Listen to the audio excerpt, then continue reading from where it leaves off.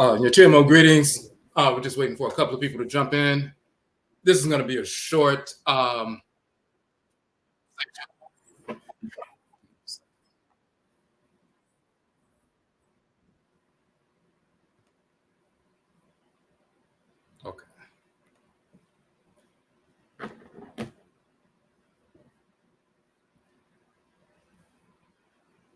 All right. Let me just pull up one thing, and then we're going to get started.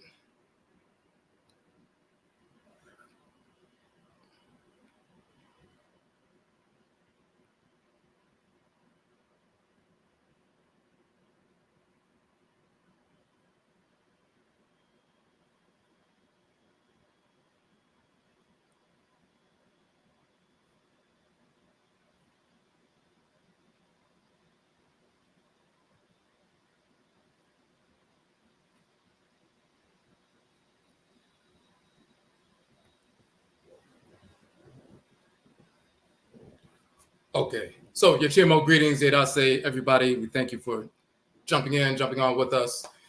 Quick presentation. Hold on a second.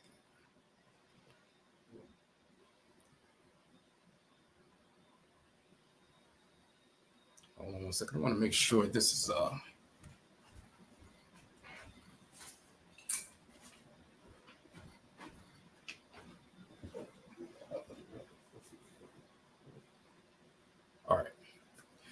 We just wanted to talk about a certain aspect of the HEP, which is also called the Summer Solstice, in connection with Juneteenth.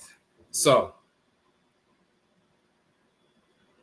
you look at this image we have on the screen, and what we're looking at, of course, is the so-called Juneteenth flag. It's representative of, the burst of the sun and so forth.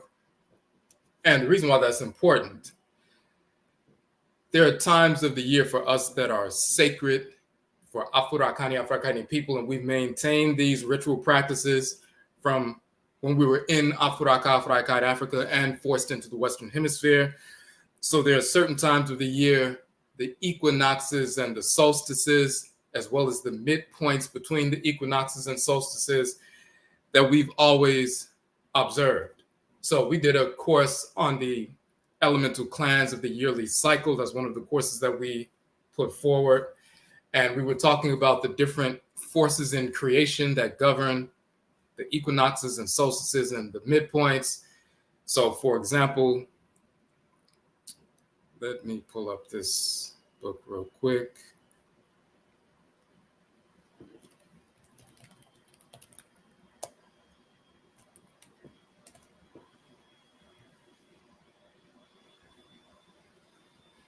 Okay, so what we have is, for example, spring is Ra and Rait, which they govern the spring section.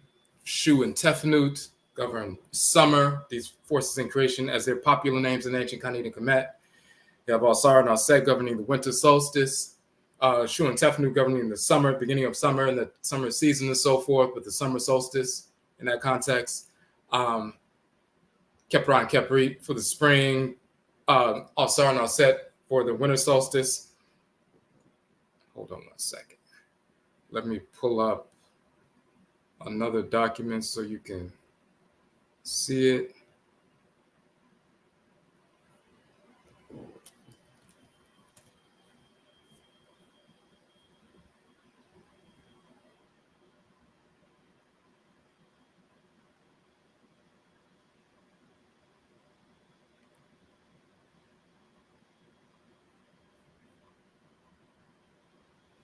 Let's take a minute to open.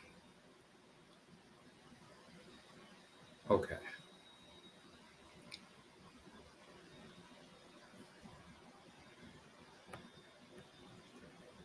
Okay, let me just switch over real quick and show you the names of these divinities in the language of ancient Kanit and Kemet so you can see what we're addressing.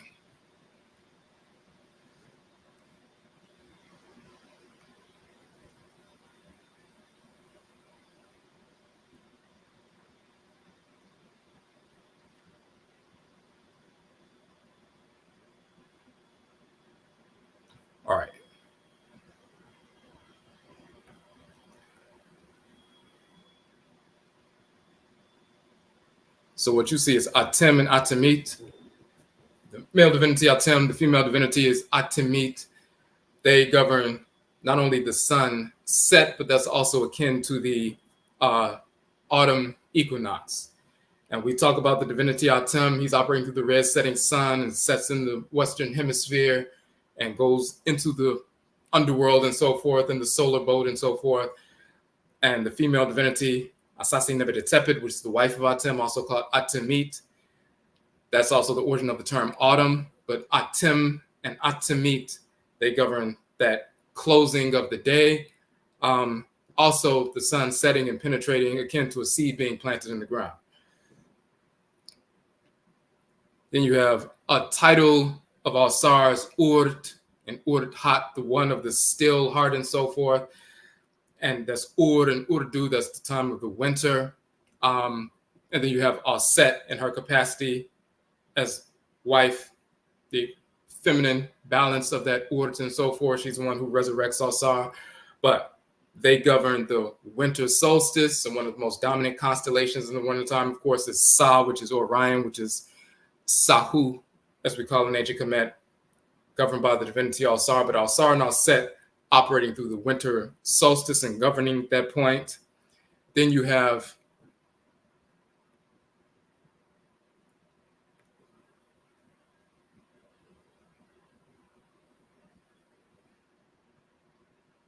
so you see the Hat, still of heart, to be rest, to be motionless and so forth, the setting of a star and all of that. But that's talking about, of course, the death and resurrection of Alsar, but also the solstice. The term solstice means the soul, Latin for sun. Stis is standing. So when the sun rises in the east and then sets in the west and so forth, you know, at the time of the summer solstice, it has its highest arc, the highest point in the sky, and then, you know, sets in the west. So it's the longest day of the year, 15 hours of sunlight, 9 hours of darkness and so forth. But as the days become shorter, that arc, instead of going all the way up and all the way down, is a shorter arc, shorter arc, a shorter arc, into the point where you get to the winter solstice, where it's the shortest arc, stops right here, and then sets. And there are 15 hours of darkness, 9 hours of sunlight. The winter solstice, the shortest day of the year and so forth. So when that very short arc, when the sun rises and hits that point and then sets and so forth, that's the shortest arc. But once it hits that point, then it starts increasing. The arc gets higher and higher and higher to the point where you're at spring, where it's halfway in between the highest arc and the lowest. And that is the spring equinox. 12 hours of sunlight, 12 hours of darkness and so forth. And then day after day, the sunlight increases, meaning the arc gets higher and higher until it hits the summer solstice, the highest arc point in the sky, 15 hours of sunlight, 9 hours of darkness, the sun sets and so forth. And then once it hits that point, then it starts coming back down. And as it's coming back down, it hits the midpoint once again. That is the autumn equinox, equal nights, 12 hours of sunlight, 12 hours of darkness, around September 22nd, 23rd. And then it gets shorter, the days get shorter and shorter until it hits that arc at the bottom, winter solstice. It hits that arc, you know, around December 20th, 21st. It hits that point, and then it turns back and goes back up. So, and of course, the summer solstice is around June 20th, in this hemisphere around June 20th, June 21st. So, Kepra or Kepri is the male divinity. Keprit is the female divinity.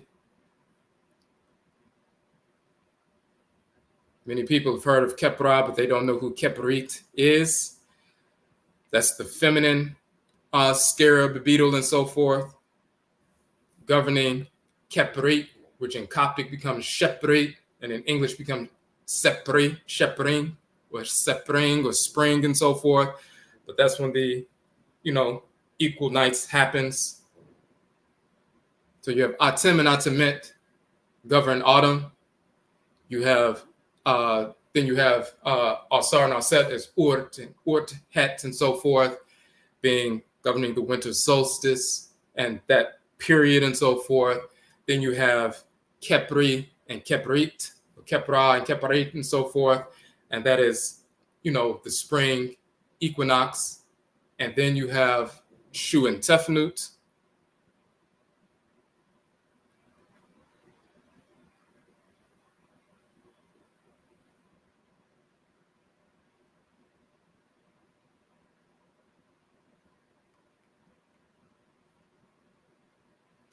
And as you notice, Atem and Atemet, origin of the term autumn.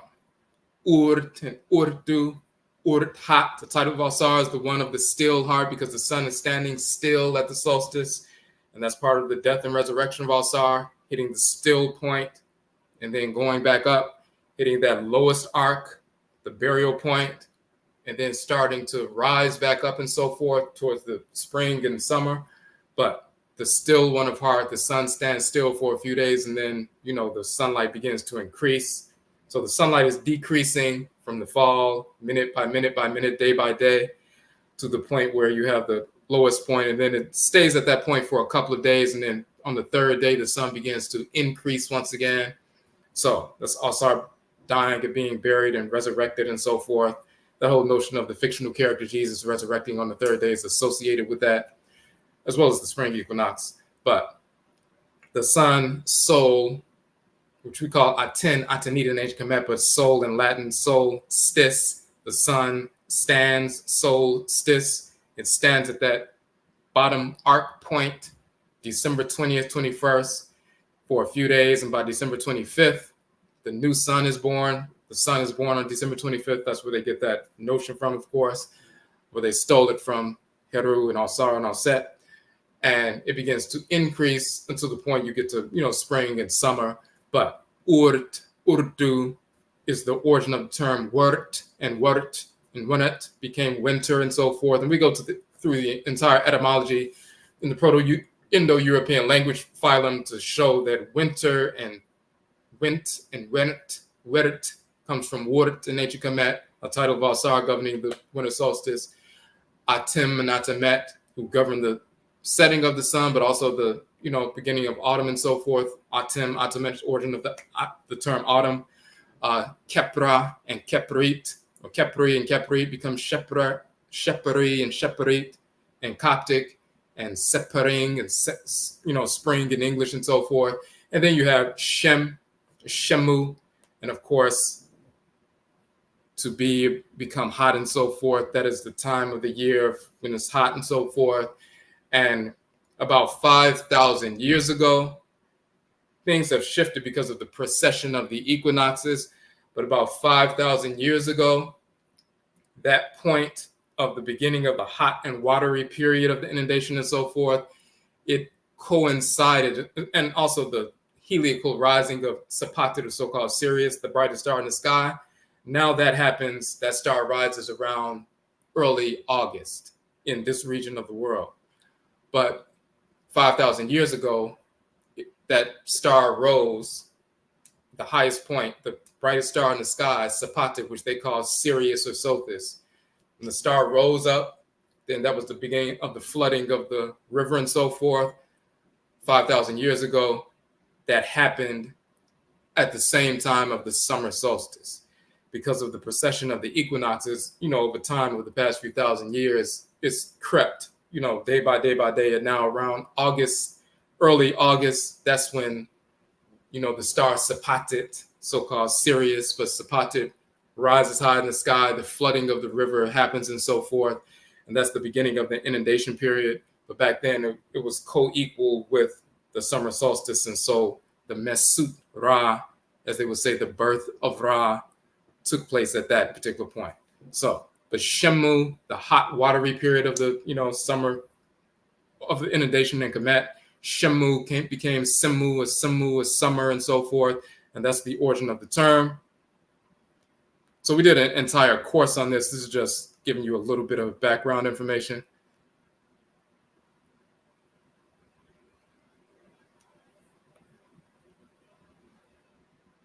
So you have the Shema, Shemaet, and Shemu and so forth, titles of Shu and Tefnut when they're operant, governing that hot period of the year and so forth. So you have Shu and Tefnut governing the summer season and so forth. You have Kepra and Kepri governing the spring season. You have Atim and Atimet governing the autumn season. You have, Asar and Aset as Urt and Urthat and so forth, governing the winter season. So these are natural cycles. We've always honored them, just like animals align themselves with the different seasons of the year. You see bears go into hibernation. You see the Nile crocodile go into estivation. And let me pull that document up real quick just so you can see an image of that.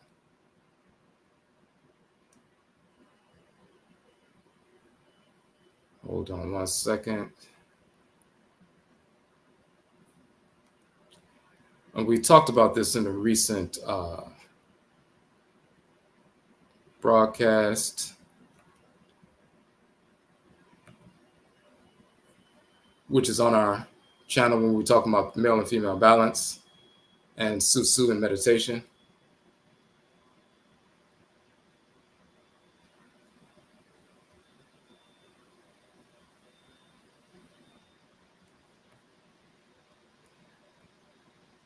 Okay. So this is from one of our retreats that we do yearly. This is one of the documents that we have put forward. You see Hapi and Merit.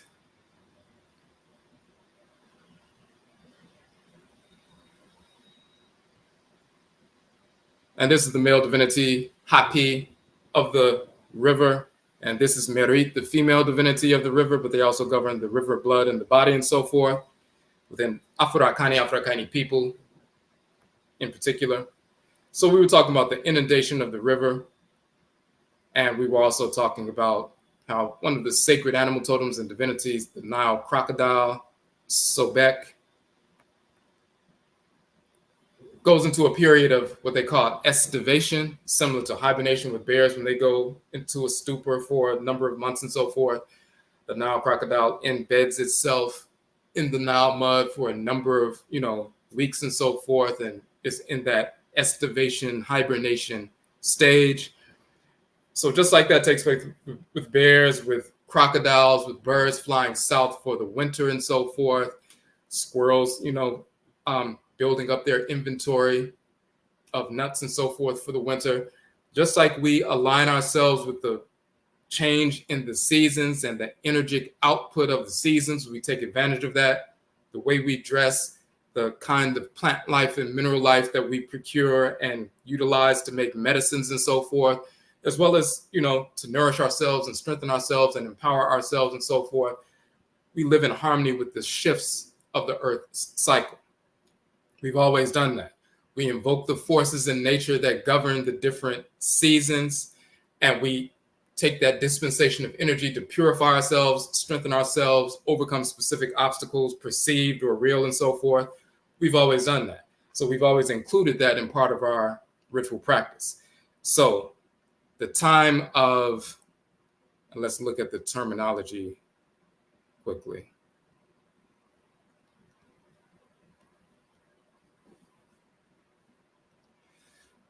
I'm going to show you this. The reason we have this image structured in the way that we do.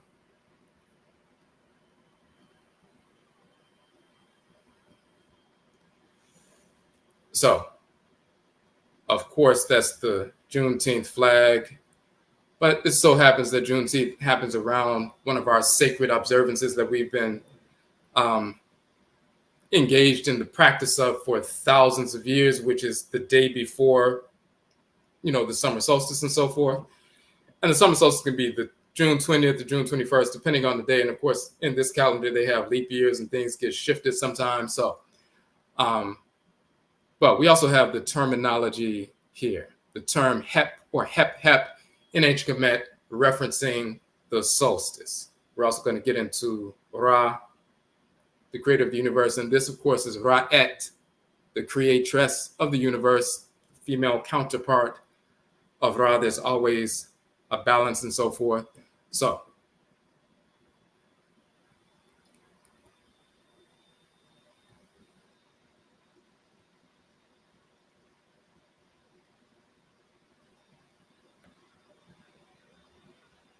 Okay, so I'm going to switch over to this.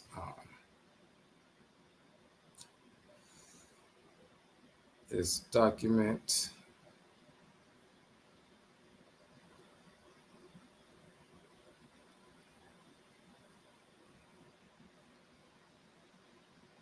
Okay.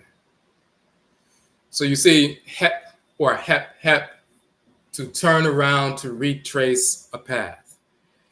And then you have HEP, turning, solstice. And then they have the dual, because there are two solstices, of course. There's the summer solstice and the winter solstice. So when you look at that term HEP or HEP, to turn to retrace a path, we just showed exactly why.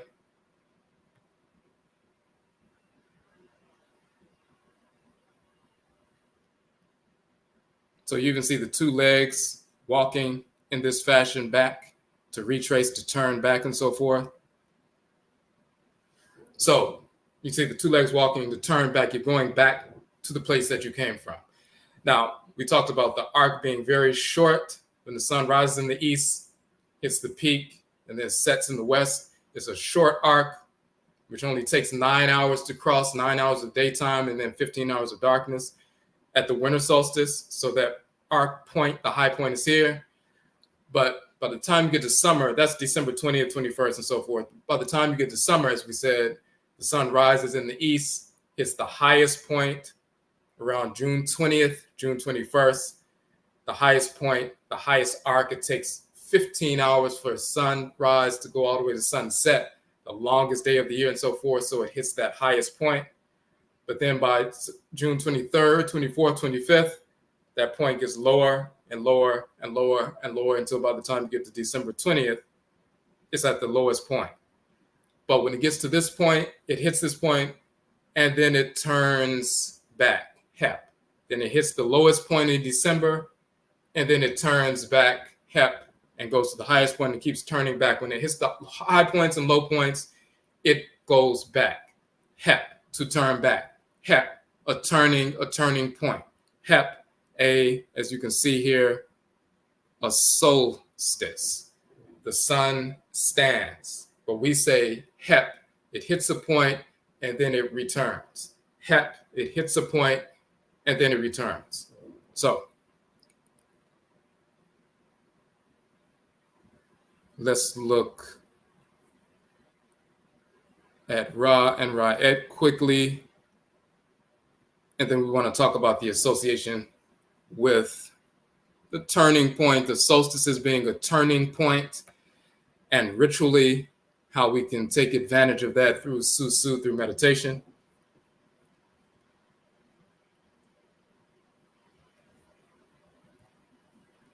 So this is one of the books I've published. I've published, as we said, 31 books so far. All 31 of the books I've published are free downloads from our website. So you can download this book as well as the others and so forth. In this particular book, we were showing that Ra, the creator of the universe, and Rait, the creatress of the universe, are the divinities. In the Akan language, they are called Yonkumpon and Yonkunton. And in ancient Kemet, they're called Ra and Rait. So the book is about that. It talks about their cosmology as well, but we were proving, since we practice the Akan tradition as Akan people, we're showing in the Akan language what are the names of Ra and Rait. We also show, for those who are Ewe by ancestry or Yoruba by ancestry and so forth, we show the names in the Yoruba tradition, Odumare and Oshumare, and Ewe is Da and Aidahwedo and so forth, but we show that in the book as well. And for those who are Akan, whose ancestry is from Ghana and Ivory Coast, when we were forced into the Western Hemisphere, we continued Akan ancestry religion under the Akan term Hoodoo. And we have a number of different books and articles about the Hoodoo tradition. And we just released a documentary film called Hoodoo, Akan Ancestry Religion in North America. You can look on our YouTube page. It's you can watch it's a full feature-length documentary film, and you can check that out on our page. So as we said, this is Ra, this is Rait, creator and creatress.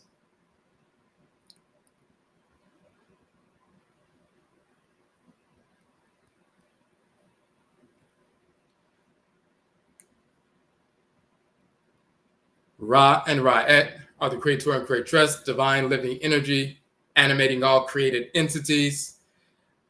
The divine life force energy within you, the solar fire force that is circulating through your being and so forth, that is the energy of Ra and Rait. And those who are Afuraitkaitnit people, African Black people, we can communicate with, be possessed by the divinities, including Ra and Rait.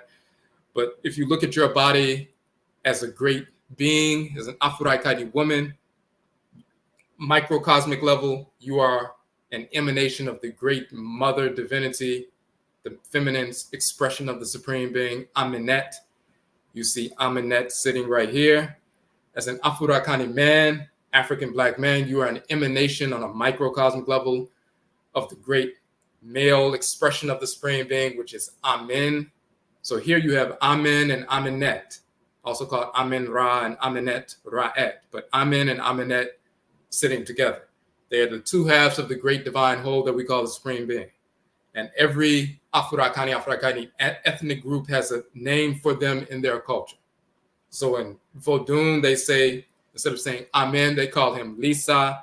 They call Amenet Mawu. In Yoruba, they call Amen Olorun.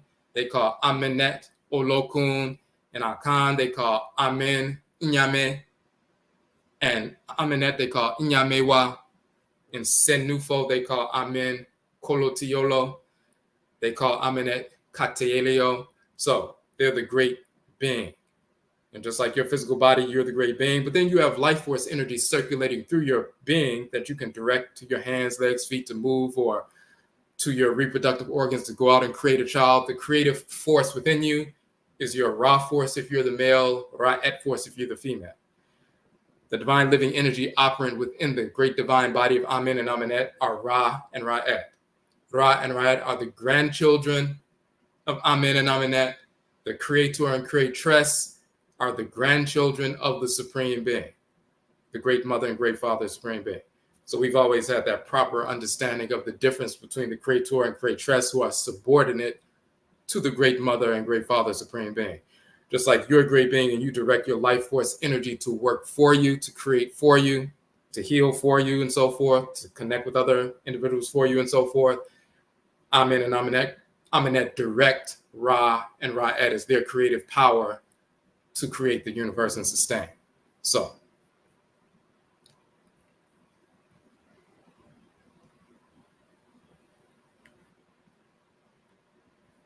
and so we show, of course, in the Akan language, Inyame, Amen is Inyamewa, Amenet, and so forth. And you find the name Inyame, which is Ame.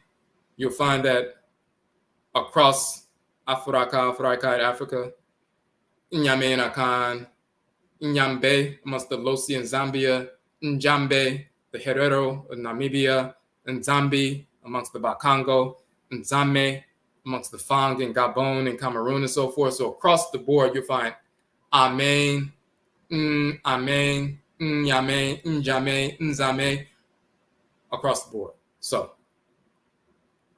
all across the continent, people are still invoking the great divinity by the same name.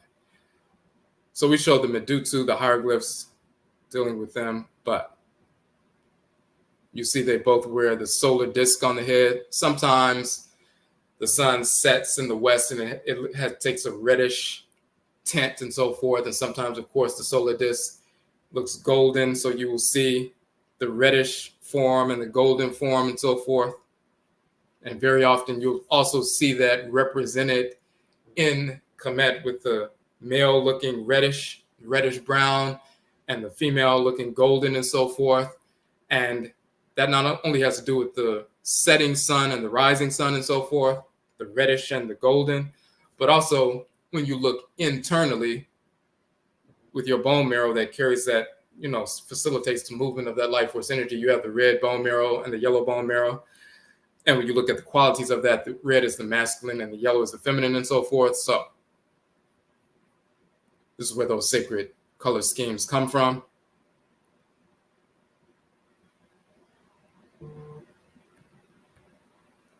So we talk about some cosmology here, but when we talk about light shining through a prism, broken up to a rainbow, when sunlight is refracted by rain or mist, is broken up into a rainbow and so forth. We talk about the ancient symbolism of this, rainbows surrounding the sun, as well as the rainbow surrounding the moon, the sun halo, the moon halo, and so forth. But the circular serpent encircling the solar disk, this as the spelling for the name Ra. This is how you spell Ra in ancient Kemet, and then Ra with the T, Ra-et. This is the original Medusa hieroglyphic symbol in nature. You have dual rainbows representative of Ra and Rait, the rainbow serpent. We show in the language of the Akan, and Yonkumpon means the circular pon, Nyanka or Nanka serpent, and Yonkunton is the arched Nton, Nanka or serpent, the sacred animal totem for Ra and Rait. In Vodun, you have the same principle. The two rainbow serpents, serpent swallowing its tail. Da is the male serpent. Aidahuedo is the female serpent. The spiritual forces operant within these sacred animal totems and so forth. Da in Vodun is Ra in ancient Kemet, and Aidahuedo is Rait. So, and we also show that Odumare is the creative power in Yoruba. Oshumare is the circular rainbow serpent swallowing its tail and so forth. That is Odumare and Oshumare is Ra and Rait. In Yonkumpon and Yonkunton and Akan is Ra and Rait. Da and Aidahuedo and Vodun is Ra and Rait, the creator and creatress. And that's important in the context of the Mesut. Ra is a time of the year. Now it's pushed over into August, but a few thousand years ago, it was co-equal with the time of the year of the summer solstice, and this is why it was called Mesut Ra, or the birth of Ra, as well as Mesut Rait, the birth of Rait. That's that point of the summer solstice.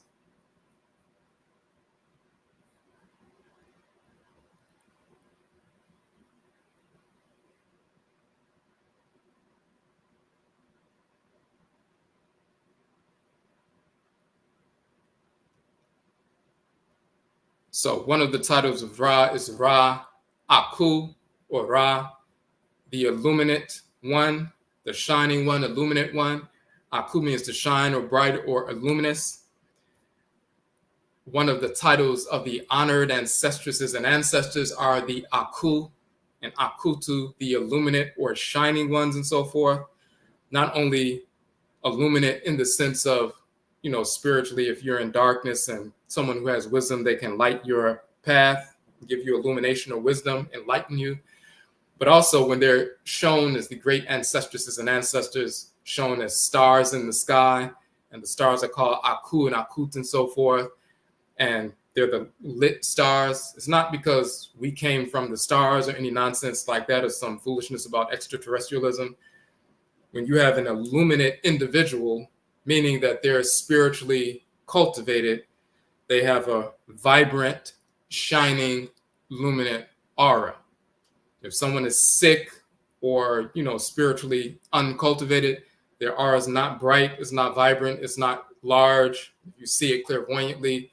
It's dark, it's murky, it's closer to the body, it's dim and so forth. But if someone is, powerful, spiritually cultivated, they have a big, shining, bright, luminous, vibrant aura. And if you see that clairvoyantly, a spirit like that operating within, in your space, that's akin to, a star in the sky, literally. So they have that vibrant energy, literally. But Ra is called Ra Aku, the illuminate one. And Akut, fire. Aku, to be bright, shining, splendid, glorious, and so forth, excellent. Aku, brilliance, radiance, light, splendor. Aku, a title of the sun, the Aten, but also Ra, as well as Rait, utilizing the sun, the Aten, to transmit their energy. And then Akut, the eye of Ra, the fiery light of the sun, the flame goddess, the fire Uraeus or Arat on the crown of the Per'a and so forth. So when you see the illuminate one and the serpent power and all of that. That's what we're looking at. But that's also important for this time of the year. It's the most, just like the noon time is the hottest time of the day, the summer solstice is the hottest time of the year. We take advantage of that dispensation of fiery energy expended and dispensed to us from Ra and Rait. We take that in ritually so we can purify ourselves through that purificatory fire, empower ourselves, clear ourselves out, burn away impurities in conditioning, as well as if you have physical issues as well. So we invoke that power to ingest that energy, purify ourselves, burn away impurities, fire ourselves up, empower ourselves so we can blast through any obstacle that stands in our way. That's the purpose of that. Invoking Ra as Ra Aku, Ra'et is Ra'et Aket, and so forth, or Akut. That's part of a ritual process. So here we're just showing, some more of the symbolism and so forth.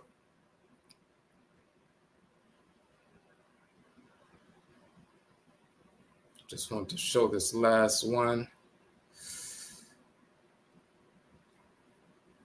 This particular gua or seat in Akan is the Konton Krowi, the circular rainbow. But just like you have the sun and the moon in Ancient Kemet, you have the rainbow serpent encircling the sun and swallowing its tail, so to speak, around the sun or the moon. In Akan culture, we say the Ahiniye Oria, Ahimaye Osarane, the king is the sun, the queen mother is the moon, so forth, the two great lights in the heavens. But you'll even see with regard to that, the sacred necklaces, the usek collar that you see.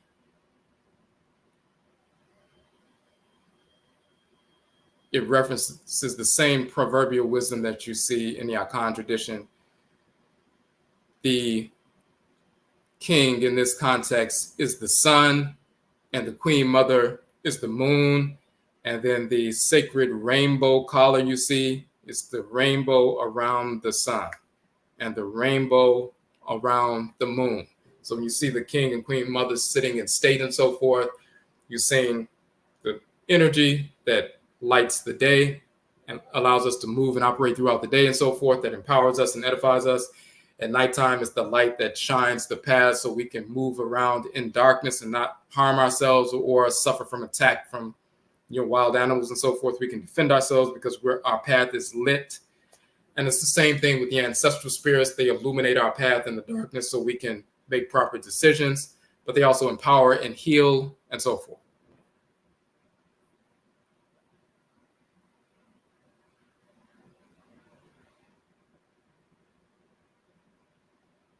And that we're showing that usek collar and so forth, and that's what's going on. You'll also see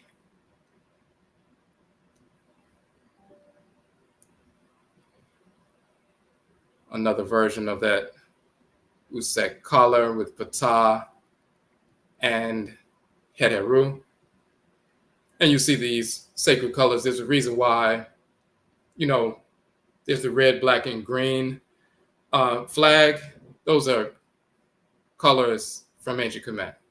And you see that around the necks of various divinities, Ptah, Heteru, Alsar, and so forth. So the red, black, and green flag is associated with these sacred colors is a sacred color scheme in the symbolism in Ancient Kemet. You will also see, when we scroll back up,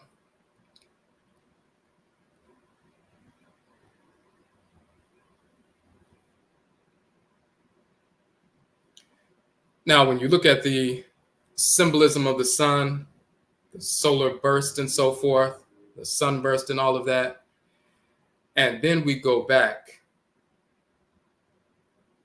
to the activists who decided to create the Juneteenth flag.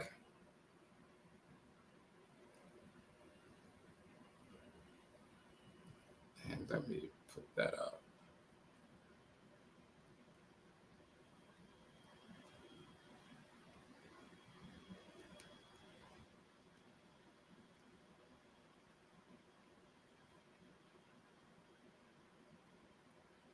Okay, so now you can see, instinctively. Sometimes when people are doing these things, they do them deliberately because they've been studying things, and sometimes they will do these things instinctively. But there's a flag that's associated with Juneteenth. The central piece of the flag is a little star image with a radiant, glow around it, right in between the arc. We talked about the arc of the sun rising and sun setting and so forth. This is the representation of the summer solstice, the HEP period in reality. So even though it's June 19th, it's the day before the solstice, but this is a modern representation of the ancient, serpent around the sun, basically. This is what's going on. This is the HEP. This is another image of Ra. This is an image of Rait. In fact, I took these images on my iPhone when I was in Kemet. This was from the Valley of the Kings and so forth. And this is in Asediu, which is so-called Karnak, in the temple of Khonsu or Kainsu in the precinct of Mut. That particular place was closed for reconstruction or restoration, but we were able to get inside. And within the temple of Kainsu, you'll see this great image of Rait, the Creatress. There aren't a lot of images of Rait. There are many of them, but not as many as some of the other divinities. So we want to make sure we captured that and brought it back. So once again, this is Ra and Rait. Juneteenth is the summer solstice. It's the precursor to that. This is why we have a natural inclination, even if we don't, we politically, we would never set aside a day and say, this is the day that the white snarl spring decided to tell us that we were free. That's not a time for us to celebrate. But what we observe is the actual solstice. So all the energy that's moving around this time of the year for Black people is really coming from the solstice, the HEP, as opposed to quote unquote Juneteenth. So, and of course, the white snarl spring doing a national holiday, that was all politically motivated to get brainwashed Black people to support some of these criminals in office and all this other nonsense. So that has nothing to do with anything that's based in reality. That's just them being their regular criminal selves. But the energy associated with this time period is really coming from the solstice, and that flag is a representation of the solstice. And the solar disk, the Aten on the head of Ra, and the Atenit on the head of Rait. Aten and Atenit are the male and female deities of the sun in Kemet.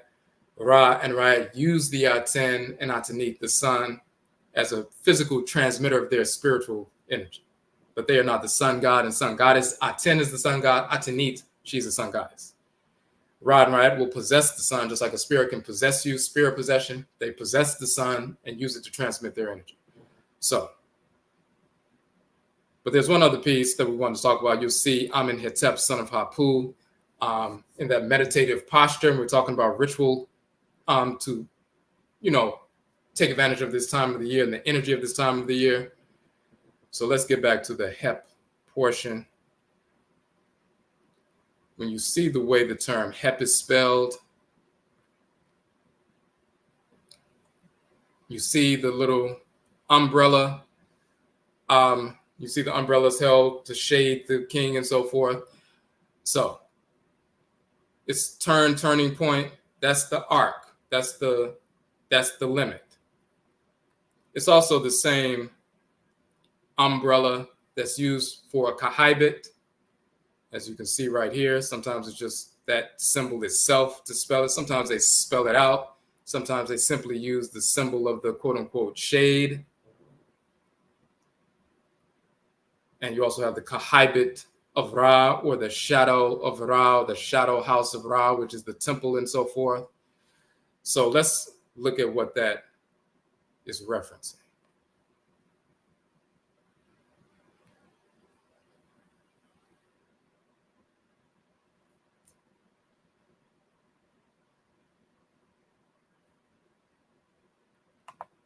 Hold on a second. Let me switch back over to this.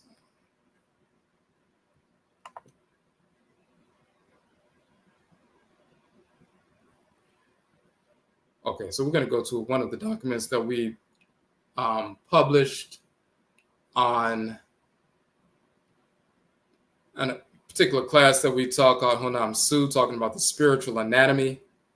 We talk about the Ba, Nika, Niaku, Ab, Hati, Sahu, Kahibin, and Sao, the different aspects of the spiritual anatomy of the human being, of Afurakani, Afuraitkaitnit people, Black people.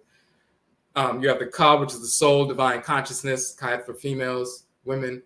Ba is the spirit, the divine living energy animating you, Ba'et for women, and so forth.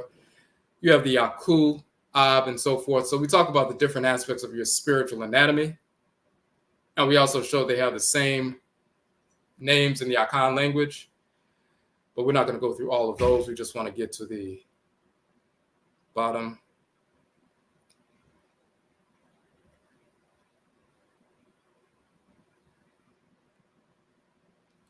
So you have the terms kahibit and shoot in ancient Kemet, which are the terms for the aura. The kahibit is the aura. And then the shoot is the term for the quote unquote shade or the shadow. So you have your aura, the radiant force surrounding your body, and so forth. Just like the sun has a corona that extends way beyond the body of the sun, you have an electromagnetic field surrounding you, just like the earth has the magnetosphere surrounding it. Your aura, if it's seen clairvoyantly, as we said, can be a radiant, vibrant aura and so forth. It's called kahibit in Kemet. But then you also have shoot, which is a term for the shadow, which is also actually a spiritual entity because your energy is invested in the dark shadow, and therefore it carries force and power.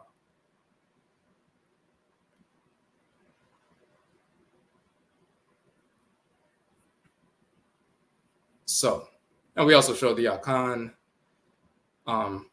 language representations of that. Second. Okay, so we say the determinative Meduta glyph for the term kahibit is the sunshade, the umbrella, as we can see right here. The Akan term chiniba is chiniba, which is chaiba in Kemet, chiniba in Akan. The root chim means to turn, round, revolve, wheel. Let's go back up and see that. So that chiniba is the umbrella, the shade that, is held over the sovereign and so forth. But that root to turn, twist, to wind, and so forth, to turn, round, revolve, wheel. And of course, that goes back to HEP, meaning to turn round, to turn back, or go back, and so forth. Once you hit the point, then you go back. So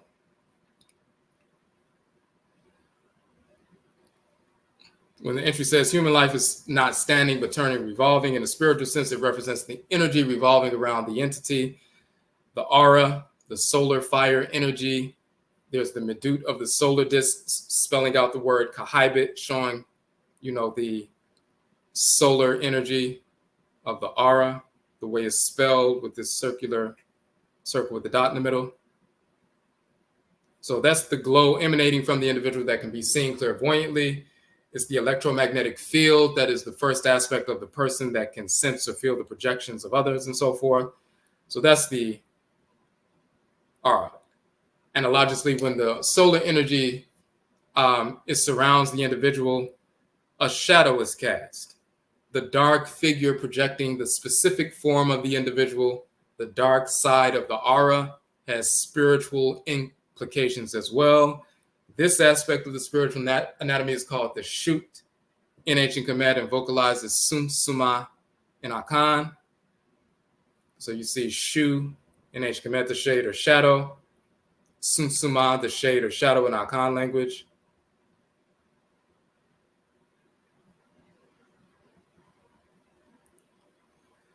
Now, we're talking about the language itself, but spiritually it references, and Kesua means an egg, but it's referenced the auric egg emanating from the individual, as well as the dark egg of the shadow.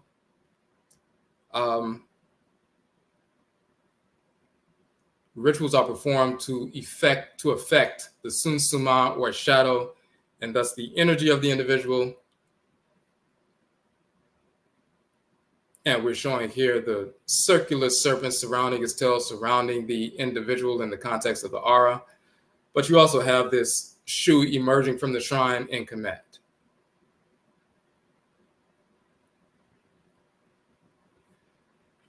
There's a chapter in the Runu Perk Imheru, Book of Coming Forth by Day, that talks about protecting the shoot or the shadow so it won't be attacked, because people utilize the shadow or the track of the shadow and so forth and put some energy or medicine towards that to affect the physical and spiritual body of the person.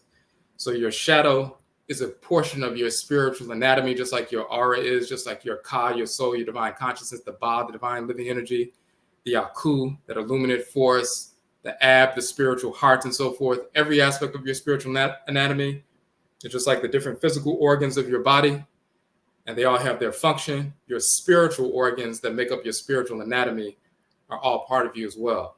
And the shoot or the shadow is one of them. So we did a whole, that part of that 6-week course we did on the spiritual anatomy. One of those weeks we go into detail about the shoot and all of that. But all of that is important because when we engage the ritual process of Susu, of meditation, and we invoke Ra and Rait. So let's go back to that imagery.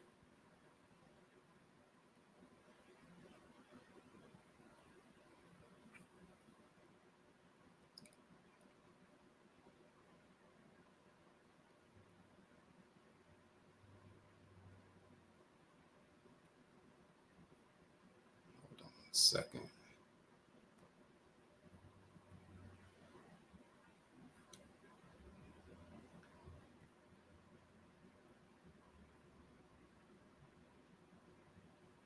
Okay. So we have Amenhotep, the son of Hapu, sitting in his meditative posture. But when we go into meditation at the shrine or out in nature, at shrines in nature, the base of a tree, a river, directly under the noonday sun, on the HEP, on the solstice and so forth, that energy enters us and we invoke through Susu meditation. We invoke Ra, we invoke Rait. When I come, we would say Nyonkumpon and Nyonkunton or Oshumare, Odumare, Dan, Aidahuedo, and so forth. We're taking advantage of this unique dispensation of energy at this particular time of the year. Just like you take advantage of the sun during the day, just like you take advantage of, when the spring comes and, the rains come and you capture rain, not only to irrigate crops, if that was necessary where you were living, but you also capture rainwater for ritual purposes, for spiritual cleansing, for divination and so forth. We talk about rainwater and hoodoo and so forth.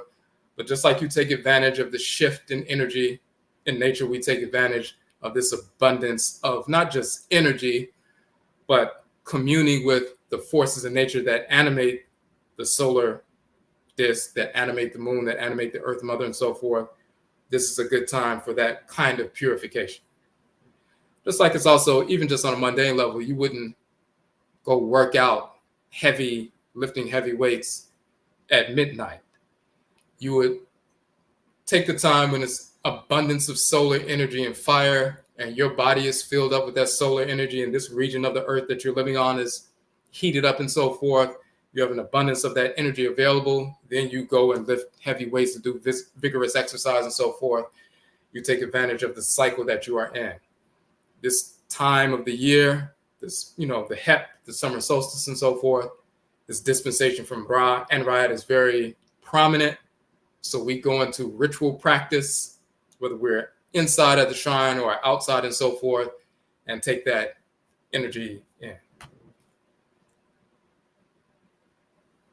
So that is what we wanted to share with everybody to give a better example, understanding. Hold on a second. Anybody have any questions in the chat room? Just let me know, post them in the chat room.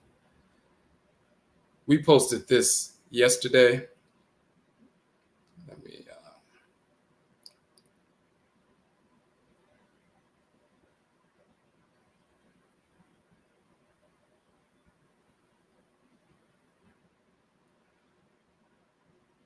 Okay, so we posted this yesterday. We just started our 4-week meditation instructor certification course called SUSU. So you can become certified, so you can conduct, meditation sessions. You can contract with schools or places of employment when they have people come out to do a meditation session. They may pay you $100, $200 to do a half-an-hour meditation session for their team building exercise at a job, at a corporation, and so forth. Cultural organizations who start off a cultural event with meditation, just like now with Juneteenth or Kwanzaa or different events and so forth. Schools, after-school programs, human services agencies, people who have, programs for people who are going through drug rehab, and they have circles, or they have therapy, a group therapy, family therapy. They have circles. They'll have somebody come in to do meditation because it enhances learning outcomes, reduces stress, reduces anxiety, all these different things. So people pay $100, $200, $300 for you to do a session. You may contract with a after-school program to do once a week. You have a couple of programs once a week, or an in-school program, high school, colleges, and so forth. So some people get their certifications from other organizations, even though they may be teaching some misinformation. So we decided to put this certification forward. We've been doing meditation for 30 years, since 94. We've been teaching since 13,004, so-called 2004, for the past 20 years, when we first published information about meditation in 97, but then also with the Patah Sasatem in 04 and 05 and so forth. So we've been teaching for 20 years. So we decided to, normally we focus on the books that we've published and, the documentaries and the other courses that we have for people that ask for a certification course, so they wouldn't have to get, certification from other organizations. But once you have that credential, you can take that credential and, contract out and engage in entrepreneurship, but also you're impacting the community in a positive capacity. So the first 4-week course actually started yesterday. Susu is the Akan term for meditation, but we also show that Su is, the same term in ancient Khanid and Kemet. So that's the reason we utilize that terminology. In fact, let me just pull that up real quick. If you hadn't seen that particular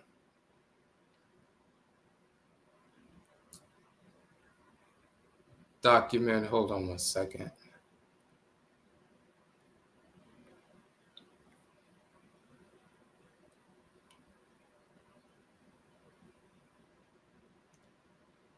Pull this up real quick.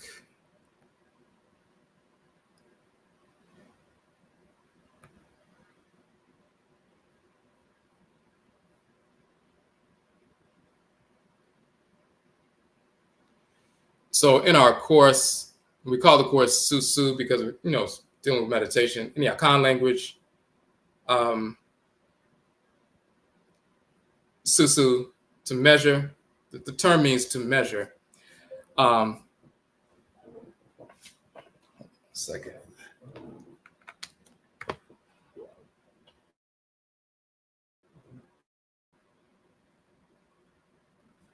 Plug in. Okay, the term Susu means to measure the depth of, to calculate the capacity of, to reflect upon, to meditate, and so forth. Then you see in ancient Kemet, the root term Su is also the term for measure.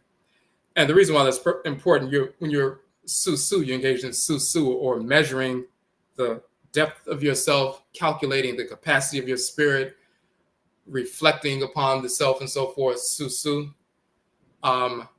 That's a form of measurement. But when you look at the document further, then we go into the etymology of the term meditate. And of course, it means to contemplate and so forth, but it's from the Proto-Indo-European root med, which means take appropriate measures. But of course, it's not a Proto-Indo-European root. They stole the term from our ancestral language of Kemet. This is why meh in Kemet is the term for the central unit of measurement in Kemet. So the measurement for temples and tombs and shrines and roads and everything else and colossal statues is meh. in English, they call it the royal cubit or the cubit itself. But in our language, we call it meh, the measurement principle. Meh was corrupted into med in Proto-Indo-European, which means to take measure. And then med is the root of meditate and so forth, which means to measure. The contemplating on yourself is taking measurement or taking stock of yourself. So we show the etymology of that just to show the reason we use susu, that is the expressive operationalizing of, hold on a second.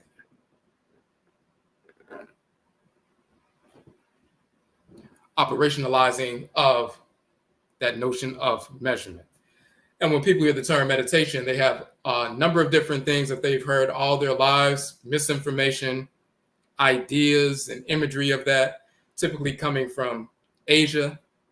So, but when you hear the term susu, and we introduce meditation as susu, the only definition they have of susu is the definition that we provide, and it's talking about measurement from the true sense, calculating the capacity of yourself, measuring your thoughts, intentions, and actions against the standard of natural order and so forth. And if you're out of alignment with order, you have the ritual practice to realign yourself with order.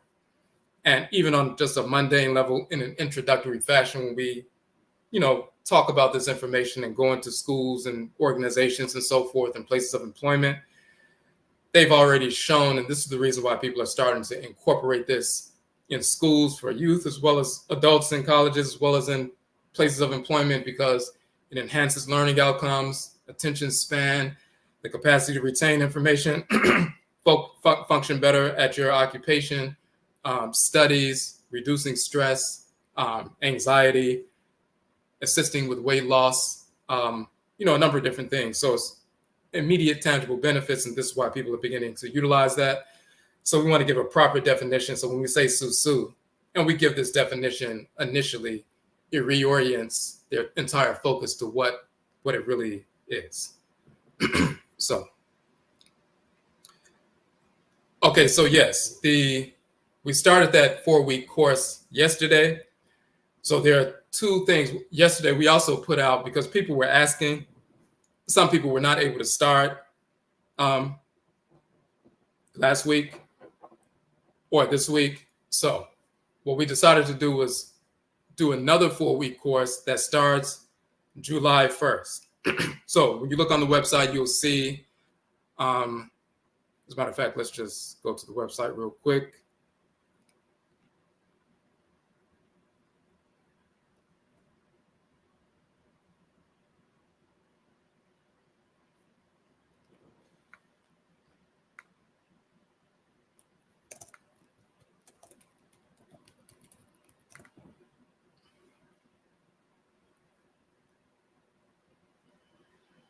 Okay, so when you go to the website, you'll see that we did a few lives on different aspects of meditation. We talked about the female divinity, for example, Merit Segert, who's the female divinity of meditation and silence. She governs that sacred mountain range, the gateway to the ancestral realm in ancient Kemet and so forth. She governs the epiglottis in the body. So we go into some detail about that, but you'll see the new flyer. Well, that's the previous flyer, but the new flyer for July 1st through July 22nd. So that is Monday, July 1st, and it's each Monday, the 1st, 8th, 15th, and 22nd, Monday evenings at 8 p.m. And at the end of the course, you get your certificate, and you can utilize that as the credential to, contract out and you generate income, but also you're impacting the community.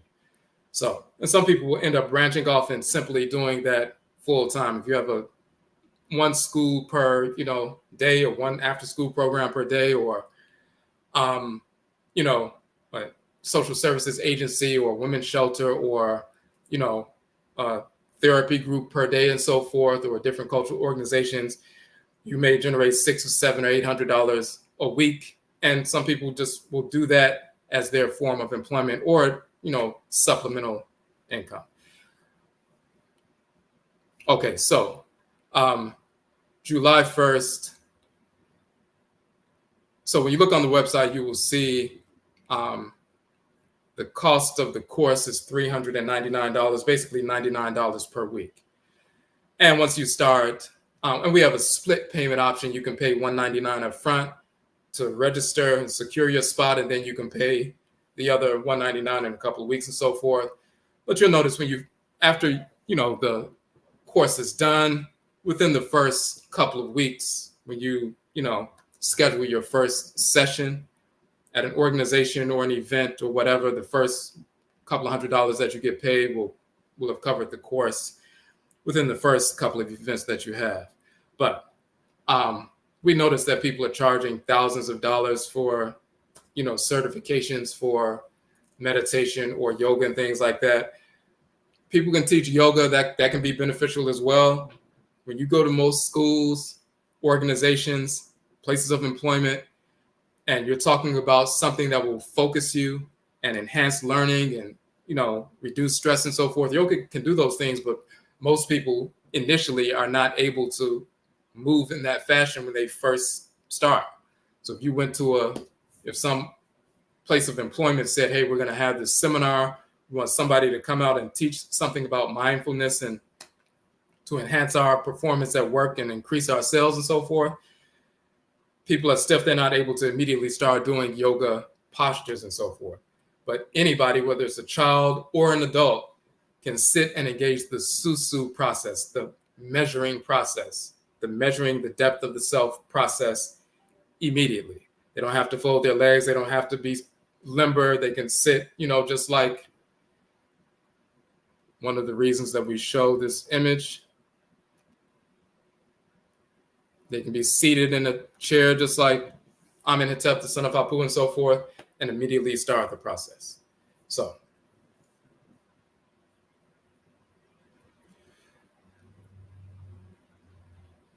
okay, the question was in the chat room, do men only invoke masculine deities and women only feminine?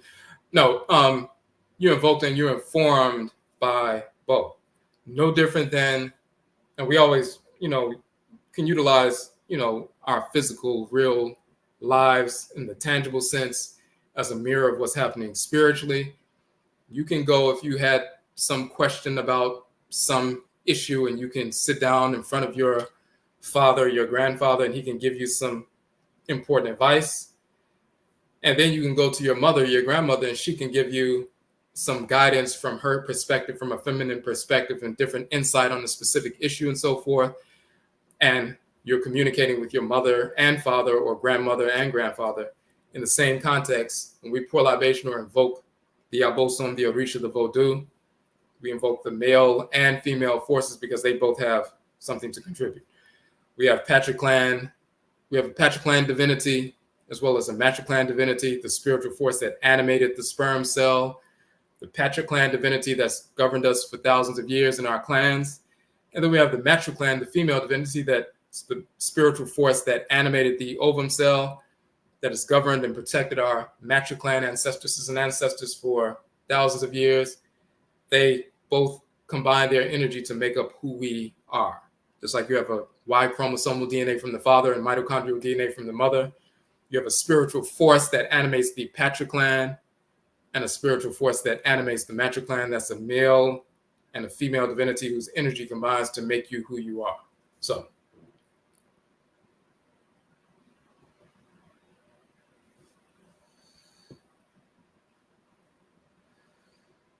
okay, so you said there's an unusual amount of young Black atheists. I try and show how their science proves the supreme being. How can I show Kemet in America first in any literature? So download our books for free on the website. Let me show that website real quick.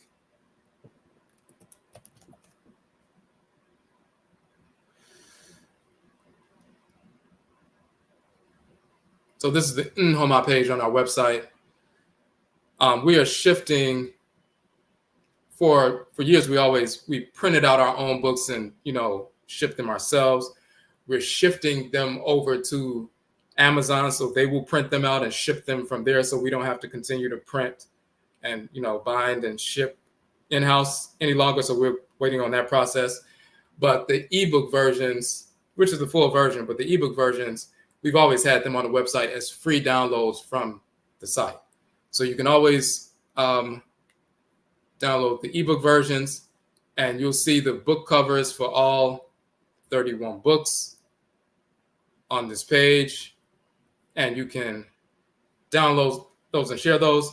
Even just a book like African Presence in Early America, which was edited by Dr. Ivan Van Sertima and so forth. They have a number of different scholars talking about those things. So basic information like that. They came before Columbus by Van Sertima, but Africa's Presence in Early America, which was published a number of years, like 20 years later, with new information and new research and so forth. A number of different, authors, scholars, weighing in on that. Give that kind of information. There are people online talking nonsense and just, preaching, talking crazy based on self-hatred because they want to pretend like our people never came from the continent of Afuraitkaitnit. They don't even know the origin of the term Africa. That's one of the books that we published, as a matter of fact. When you hear us say Afuraitkaitnit, we show the etymology of the term African, where it actually comes from. Afura is a title of Ra. Afurait is a title of Rait. Ka and Ka'ed are the terms for the highland, raised land, the original land. So the Ka of Afura is Afuraka, the land of the Creator. The Ka'ed is the land of the Creatress. So this is why you hear us say Afurakani, Afuraitkaitnit, meaning African. But we go into a lot of information about that in the 31 books. You can download all of them for free. We also have online courses separate from the certification course, but our online courses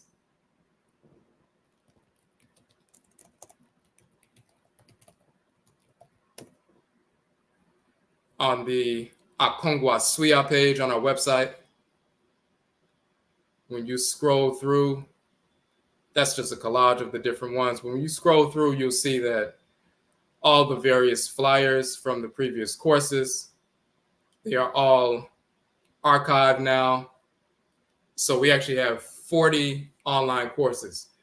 Most of them were either 6-week courses or 4-week courses. A couple of them were 7-week courses. One is a 13-week course and so forth. But you can go on the page. You'll see that, these, the 4-week course, 6-week course, 7-week course, whatever it is, you can purchase that, and we'll send you the links and the password so you can access it, unlimited access and so forth. But these were courses, teaching culture and cosmology and language and things like that. The difference between the certification course, this is giving you a certification so you can go out and actually teach and conduct these sessions. The 40 online courses in our institution that we've taught over the past number of years, this is something for your own personal edification to study and learn about cosmology and language and the nature and function of the divinities and our different ancestral religious practices and nation building and a number of different things. So that's on the Akongwa Suya page on the website. Okay.